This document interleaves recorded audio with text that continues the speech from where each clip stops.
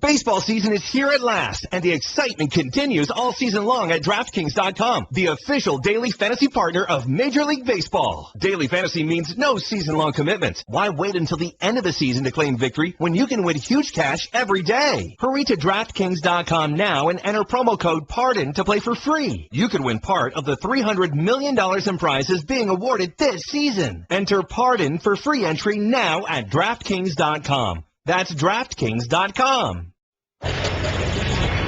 Pardon the interruption, but I'm Mike Wilbon. The brackets are set, Tony. You happy with the postseason field? I'm Tony Kornheiser, and that depends. Did the Knicks make the NIT? No. Well, then I'm not happy with Under it. 500. I'm not happy Knicks, with it. Northwestern, not in the United States.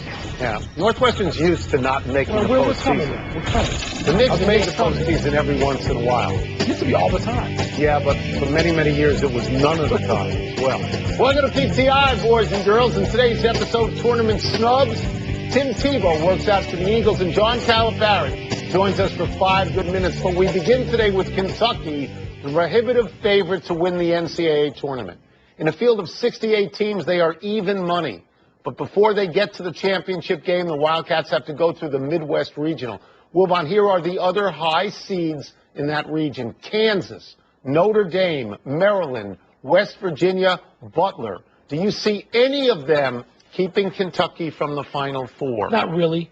And this is the point where you start to stretch because you don't really see one of those teams. Your instincts say, no, Kentucky's going to get to the Final Four. Yes. I know I'm looking at my bracket. I certainly got Kentucky getting to the Final Four. But, you know, there's always a scare at the very least. I think a team like Maryland with Des Wells and the point guard. Melo Trimble. Very good. Tony, very good these freshman. guys have the ball. They are all-court players, and those are the kinds of teams that can give the big boys trouble.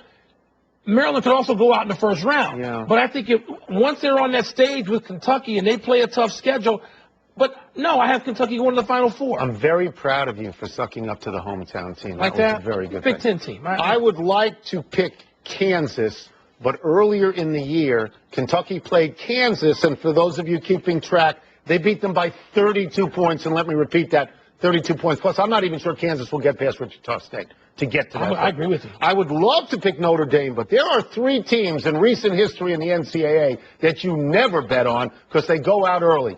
Gonzaga, Villanova, and Notre Dame. Listen to this. Notre Dame has gone out in the first round 4 of their last 6 appearances. They haven't made the Sweet 16 since, 1987. This team seems I'm not to gonna be a pick little them. bit different. They beat Great. Duke twice. Great. They beat Duke twice. I'm not I know you picking got them. Duke going away. And it's nice of you to say I'm not Maryland picking them because I either. would love to pick Maryland, except Ken Pomeroy has I recently don't care about established. that luckiest jump. Well, I you don't care should. about Well, you that. know what? I That's don't care. because you That's hate all advanced statistics. analytics, as my friend Charles Barkley would say, get him out of here. You and your friend Get him Charles out. Barkley, Out. while you are very nice people, Love Charles. are in the 13th century. You'd the rather have luckiest dinner with Charles in the 13th century or Ken Pomeroy tonight. Charles in the 13th century, but that's not the point. It is the point. Luckiest team has gone out in the first round 11 times in the last 13 years. So I will tell you this. That smells. Kentucky has the easiest path to the Final Four of any number 1 seed. Notre Dame went to the Sweet 16 in, 2003 or 4? It's been a while. It's been a little while. Please stop. I'm not picking Notre Dame. You see Kentucky on my Final Four line? Please stop. Move ahead now. Kentucky is the star of this tournament, but there are compelling supporting actors, maybe even Notre Dame. Wisconsin was impressive in winning the Big Ten regular season and tournament. Arizona did the same thing in the Pac-12. Duke, Virginia, Gonzaga all look formidable. So, Tony, if not Kentucky, then who do you see winning the tournament? Kentucky is really good. And I suspect that Kentucky is going to win. That took a lot of guts. They're taking that position. I suspect they're going to win. There are 3 teams, and you mentioned 3 of them, that I think could give Kentucky a real good game. In order. Unfortunately, 2 of them play each other in the regional final. Out. That's Wisconsin and Arizona. Okay. Wisconsin is the team that I like the most because last year they got to the Final Four. They're a veteran team. They don't foul. They have revenge on their mind. I'm pretty sure Kentucky knocked them out in the Final Four last year. Arizona's won 16 of its last 17 or 17 of its last 18 games. I admit I don't know all that much about them because they play way past my bedtime. But those 2 teams I like, and the other team I like is Duke. And I'm sort of surprised, and you've heard me say this in phone conversations with you. Almost everybody I know is picking Iowa State to beat Duke. Duke not to be in the Final Four. I'm picking Iowa Duke, State to me, has the two most impressive wins of the entire season. At Virginia, what's the other one? At Wisconsin. Oh, yeah. At Virginia, at Wisconsin. You just named the team I've got beating Kentucky. So people say that Duke's not a good defensive team, but they score. Well, but they're not a good defensive team. They can't, look, you can't count just on offense, and no team is ever with sort of a non-top 50 defense. No, you're not. The entire tournament. There's no history of that. Oh, do you and Charles Barkley agree on that? That's a number that even, the advanced analytics people have to look at and say it's not advanced. As you're going to dinner in your togas in the 1500s, so you agreed upon that. The toga idea is pretty good. Yeah. I'm going to tell you a team that Kentucky would not want to play. Just like the great Georgetown team of the 1985 didn't want to play. Who? You don't want to play a foe that's familiar to you, dislikes you, and can beat you. Louisville. Right. A Louisville foe can't shoot. right under your nose. Neither could Villanova until they went, 90% in the second half in 1985 to beat Georgetown. Tony, look, I know Kentucky should be favored, has the best team. I know all that.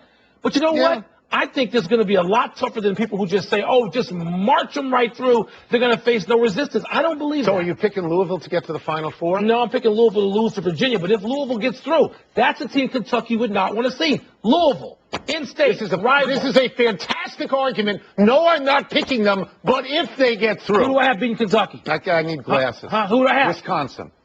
Because you're a Big Ten homer. That's right. I am. Now we come to my favorite part of the Attack the Selection Sunday show that runs today on Monday. Well, about a number of undeserving big conference schools like UCLA, Texas, Indiana, and Oklahoma State got into the draw, while some deserving smaller schools like Colorado State, Murray State, Temple, maybe even Old Dominion did not. Would you boot at any of those people? Actually, Attack the Selection Committee show on Monday. For the rest of us, we're going to go to bed at 8:30. That was last night, too. Okay. So who would you boot? In the game. Tony, I could boot all of them. I get rid of, and I'm going to name a Big Ten team here. I'm going to start with it. Indiana. Yeah. I mean, I'm sort of happy they're in because I'm a Big Ten guy. But you know what? I can't make the case they have to be in, and they have a favorable seeding at that. Indiana, UCLA, Texas, Ole Miss, Oklahoma State, get out. All of them, all five. And here's what I'm putting in. I'm putting Murray State. Tony, they go 16-0 in their conference, 27-5. You can't find a spot for them. They lost a spot in the tournament on a three-pointer at the buzzer. Colorado State, 27-6 in the tournament. Temple, Old Dominion. I'm going to throw one major conference team in there. Miami beat Duke, 10-8 in the ACC, above 500.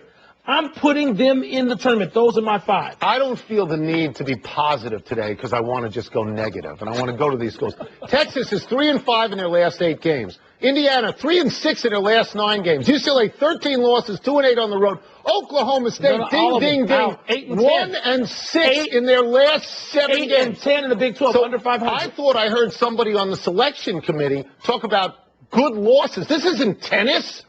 These teams are gassing at the end of the season, and they should not be in a tournament. And not only that, none of those 4 that I mentioned even has to go to play-in game. No, they're seeded immediately into the main draw. At least Ole Miss has to be in a play-in game.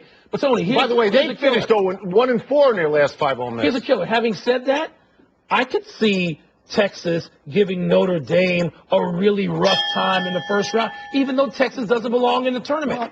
I mean, Indiana can win a game or 2, even though we both think they don't particularly belong in the tournament. Look, we're not saying that we hate these schools. No, we're not saying we hate the teams. Not at all. We're saying that they have so many losses. Murray State and Colorado State ought to be in the tournament. The prejudice this year against mid-major smaller schools is enormous. This year, the prejudice is enormous. What was Temple in conference? Were they 13-5? 13-5, 23 Come on. I don't even know. Get out of here. Fighting for the mid-majors? I am of the people, for the people, by the people.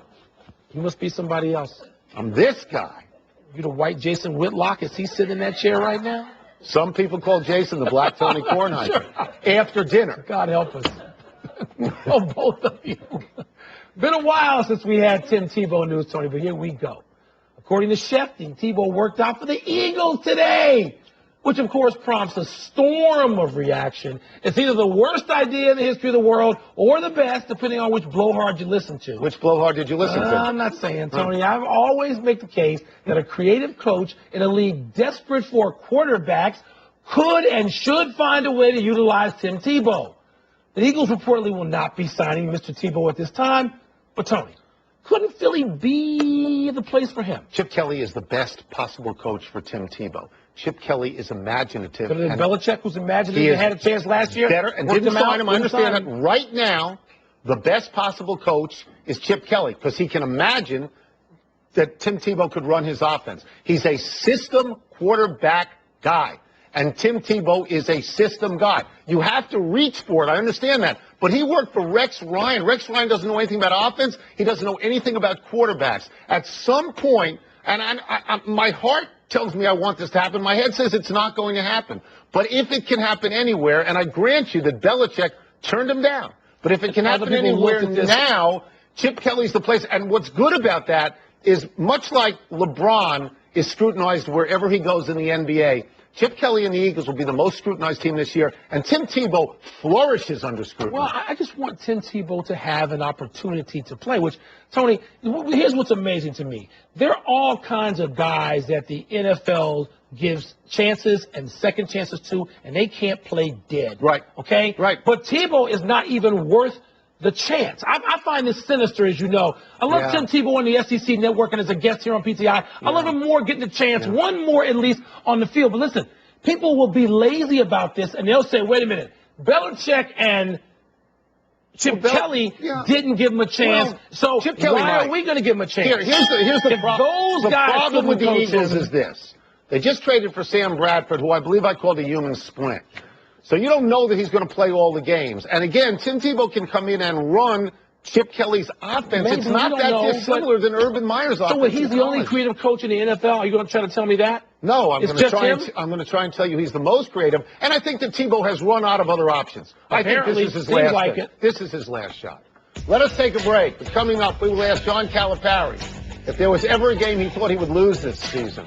And we'll also ask him to reflect on the historic squads that were in a similar position to run the table. The question about Tebow is, can he pass in the NFL? He just did. He got his team to the playoffs. That was in 2011. years ago. What?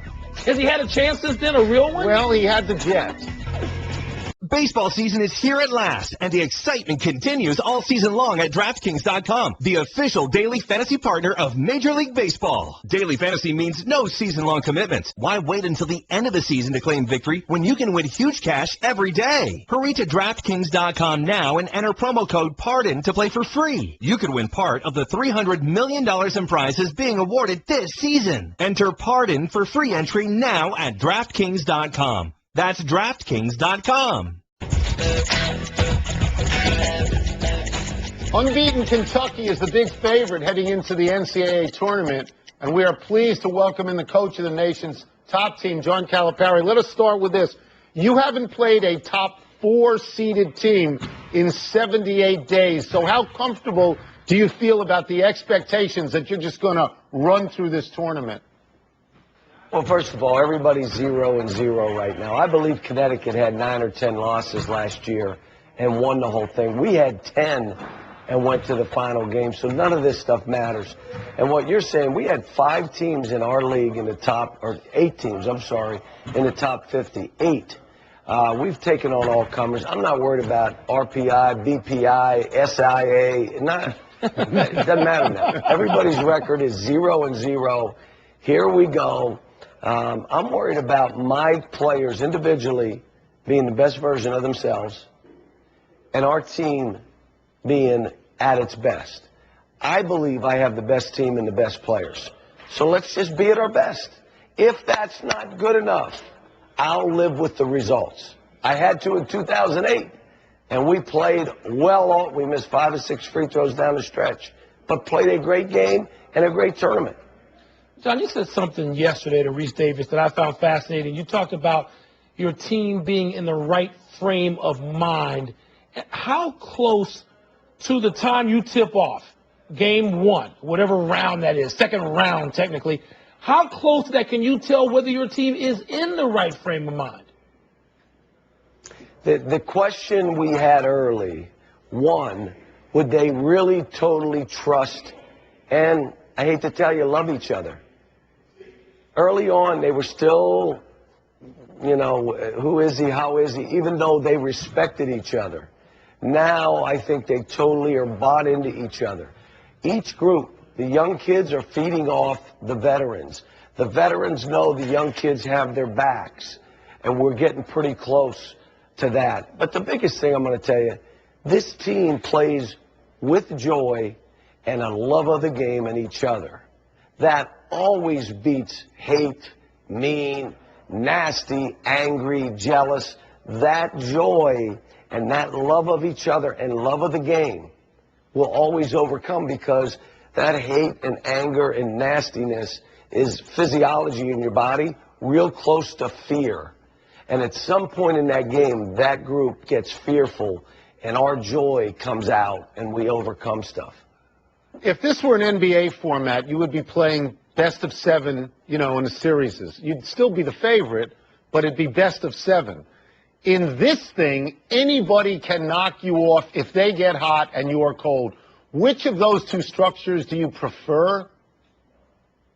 Well, when you have the very best team, you want best of 7, and you want home court advantage. Don't tell anybody about that. Yeah. But this is so exciting, so unpredictable. Because I have the best team and the best players doesn't mean we're going to win it. We can't tell how the other team is going to play. We can't tell fouls and calls and, something happens to something. You don't know any of that stuff. The only thing you can control, be at your best. Someone said to me, how should a team play to beat you? Play your best, whether it's fast, slow, strong, zone. If you try to change in this tournament, you're not advancing. You just have to be, this is our team. When we're at our best, this is what we look like. If that's not good enough, it's been a heck of a year. John, you were a really young man when Bob Knight and his team went undefeated in 1976. A little bit older and in the profession already when UNLV started this tournament undefeated. What do you remember about those teams? What impressed you? When you take a little trip back down memory lane, what jumps out at you about the last two teams that go undefeated?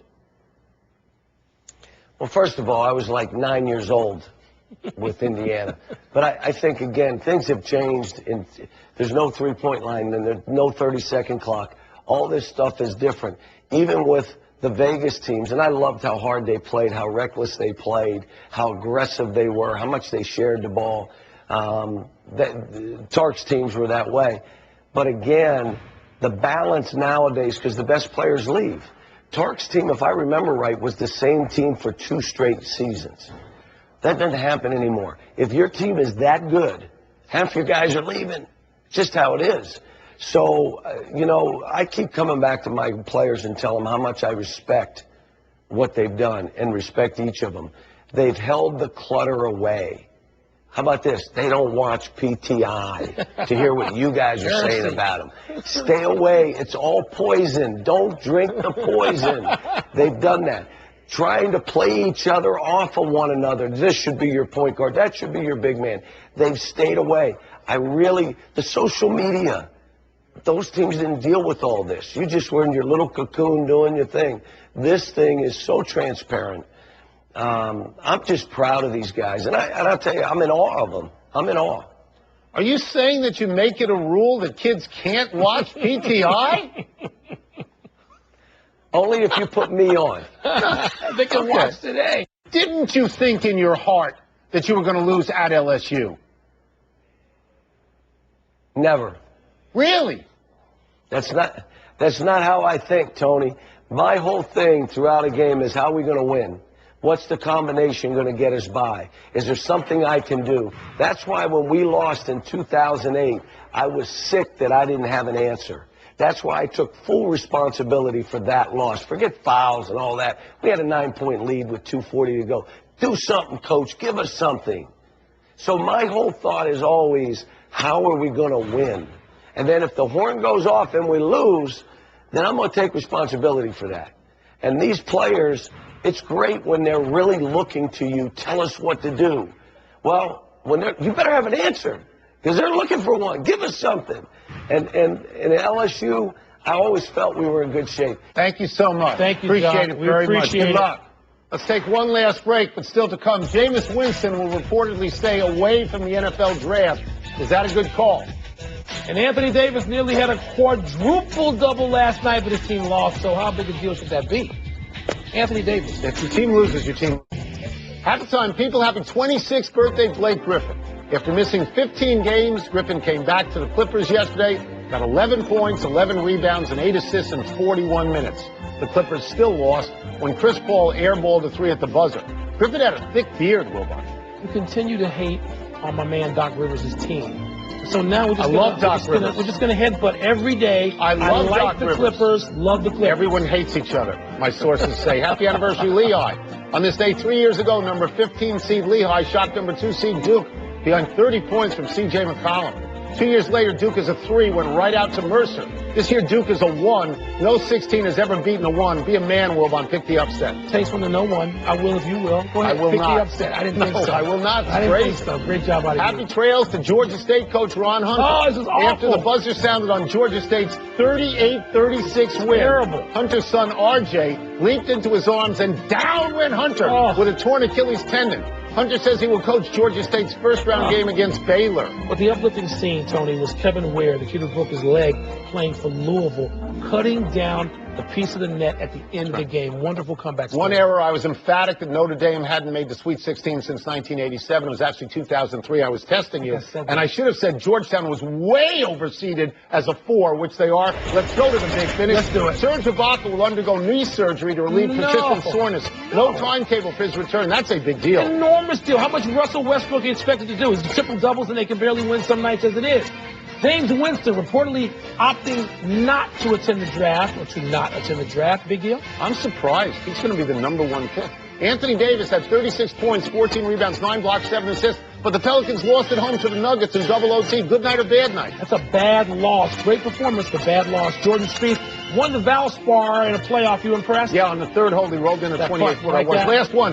Cavs at Heat tonight. Any chance for the Heat? If LeBron doesn't play for the Cavs, that's still slight chance here. We're out of time. We'll try and do better the next time. I'm Tony Kornheiser. Harvey Irving had Mr. Shot about a week.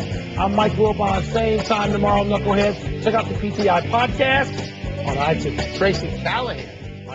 ESPN Radio. With the action on the court, the diamond, or the gridiron. Comes alive. The NBA.